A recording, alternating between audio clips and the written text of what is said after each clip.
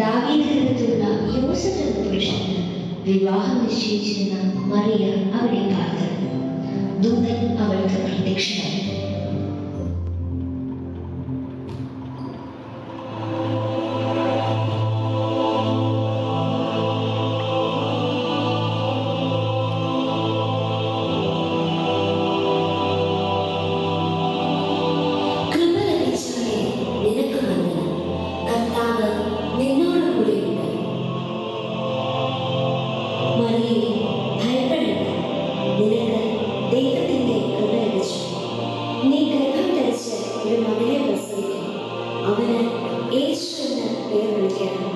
അവൻ വലിയവനാകും, അത്യുന്നതന്റെ പുത്രനെന്ന് വിളിക്കപ്പെടും. അവന്റെ രാജ്യത്തിന് അവസാനമുണ്ടാകുകയില്ല.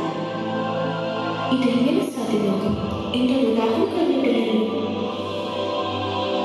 നീ പരിശുദ്ധാത്മാവിനാൽ ഗർഭം ധരിക്കും.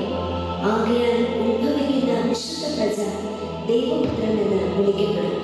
നിന്റെ ചാർച്ചക്കാരെ എലിസബത്തും വാർദ്ധക്യത്തിൽ ഒരു മകളെ ഗർഭം ധരിച്ചിരിക്കുന്നു.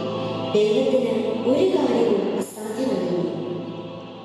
ഇതാ ഞാൻ കർത്താവിന്റെ ദാസൻ, നിന്റെ വാക്കുപോലെ എനിക്ക് ഭവിക്കട്ടെ.